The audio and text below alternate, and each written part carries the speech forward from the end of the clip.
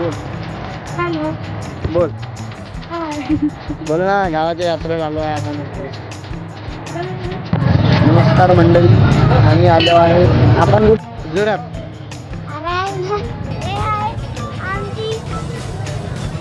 आमचा छोटा ब्लॉगर. हां बोल. ही आमची यात्रा आहे बहुत मोठी. बहुत मोठी. हां पुढं बॉलीबॉल. हॅलो, माझं नाव आहे सांत्री. आम्ही आता राजण्याच्या यात्रेत आलो आहे. सुमनने जात्याला तर यांना लागते भेव, मला नाही लागत क्योंकि काहून की मी माउंटेन ड्यू पेलो. आता आपण पुढची यात्रेच्या अंदर जाऊन पाहूया. हे इथून आपल्याला दिंडी दिसत आहे, जसे की मी तुम्हाला दाखवू शकतो झूम करून.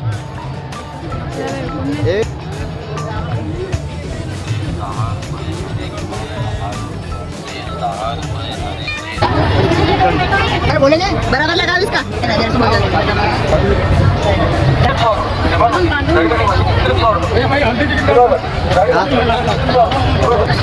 इथून गावाची एंट्री होते.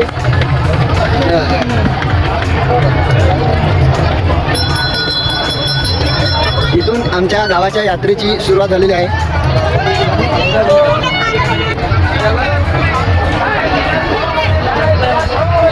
आमच्या आऊसाहेबचा ऑर्डर आहे की इकडून जायचं आहे म्हणून. आता या यात्रेच्या बारेमध्ये आमचे बाबा दोन शब्द बोलेल. ही सुंदरची यात्रा ही फार पुरातन काळापासून याची वास्तवात आहे. मला आठवतं की आम्ही लहानपणापासून ही यात्रा पाहत आहे. सुरुवातीला या यात्रेमध्ये खूप गर्दी राहायची, खूप मोठी यात्रा असायची. आज सुद्धा या यात्रेचं महत्त्व आहे.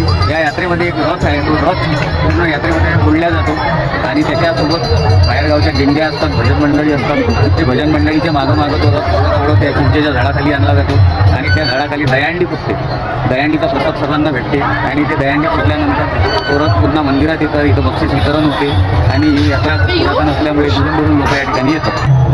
जसं की आमच्या आबासाहेबांनी सांगितलं आहे या यात्रेच्या बारेमध्ये, आम्हाला जास्त माहीत नाही, पण मी जास्तीत जास्त या यात्रेच्या बारेमध्ये तुम्हाला सांगण्याचा प्रयत्न करायचा. सारे लोक आमच्या तिथे पाहून राहिले, पण मला घंटा प्रश्न म्हणा बोलण्याला काय करायचं.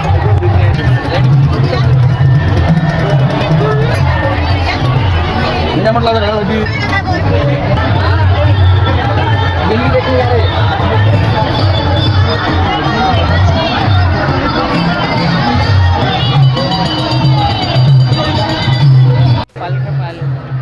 यात्रा 10 वर्षापूर्वी खूप जास्त भरत होती, पण आता या यात्रेमध्ये कमी येते लोक. पहिले खूप जास्त येत होते आणि या दिंडीमध्ये ज्याचा पहिला नंबर आला त्याला 11,000 रुपयाचा इनाम पण असते.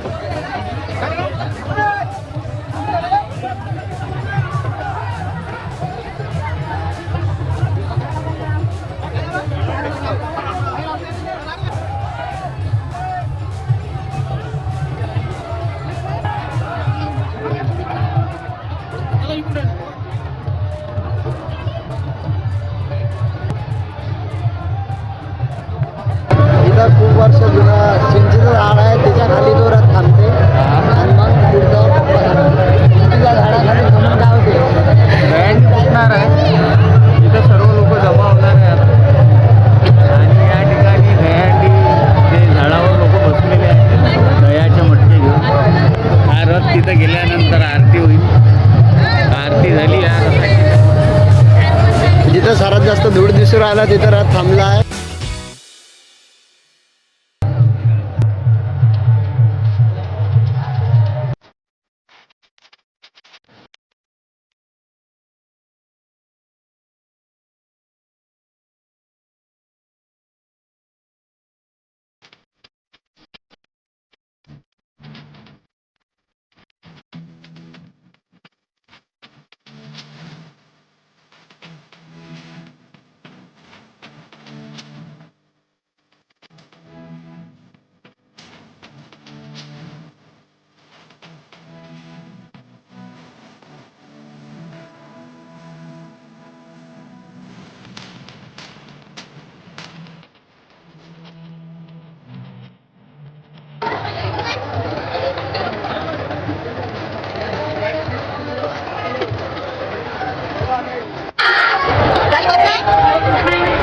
मॅन पॉवर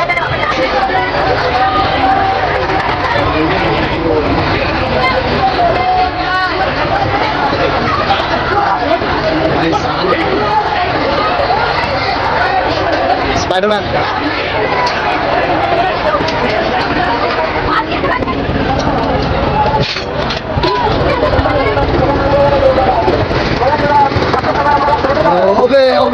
ओबे मी करत रेकॉर्डिंग. ओबे खतरनाक अरे मी रेकॉर्डिंग केल्याच्या रोडी राह तुम्ही. ओ शेट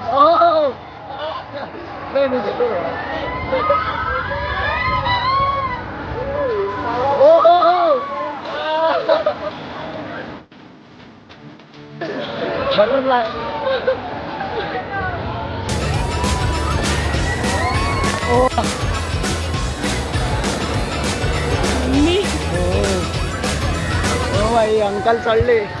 मोबाईल पडला तर घरचे मारते. स्पीड वाढते आता. हा उठून चला ड्रोन शॉट देतो तुम्हाला फुकट मध्ये.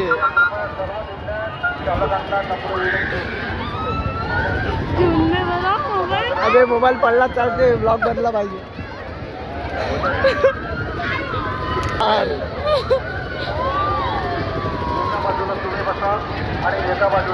फ्री मध्ये ड्रोन शॉट्स. हे इकडे आमच्या गावाची नदी आहे पण नदीमध्ये पाणी कमी आहे.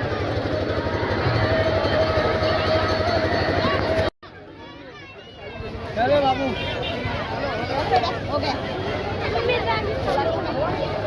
अचलपूर परतवाडा या गावातल्या लोकांना माहीत आहे या यात्रेच्या गाडीमध्ये. आता आम्ही आलो आहे गावातले दूध सेंटरवर तुम्हाला दाखवतो. तिथे मस्त टायरबाई फळे आहे, पोहे आहे, सारा आहे.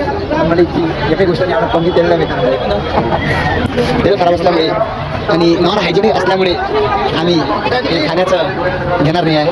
तिथं ते आणखी काहीतरी आहे खायचं. आणि इकडे आहे चिवडा. जास्तीत जास्त दाखवायचा प्रयत्न केलेला आहे या ब्लॉगमध्ये. मातोश्री तुमचा रिव्ह्यू काय आहे यात्रेच्या बारेमध्ये? कोणता रिव्ह्यू आहे?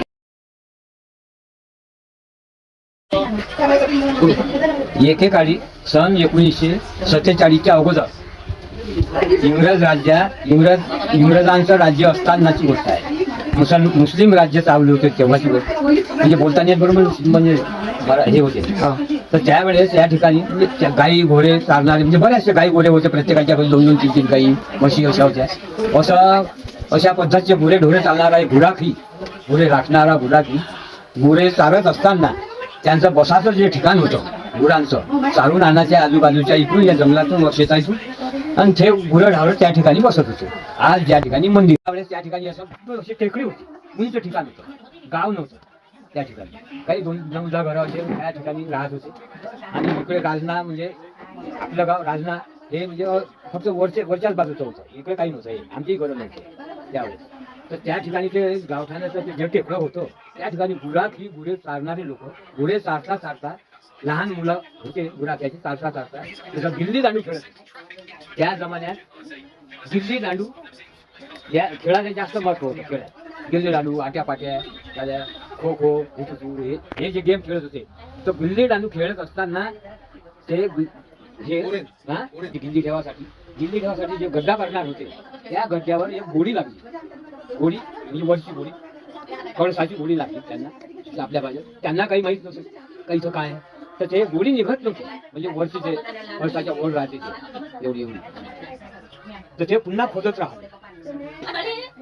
खोदता त्यांना एवढं मोठं कळसाचा शेंडा दिसला तर लागल्या खोदायला. खोदता ते जेवढं लागलं तर काही लोकांच्या लक्षात आलं पुढे ढोर ज्याचे होते ते पूर्ण गावात म्हणजे असे गावात इकडे आपल्या गावात राजण्यात एक 2-4 घर धानुळ्यात झोपड्या होत्या. सगळ्या लोकांना बोलावलं इथं काहीतरी आहे बा.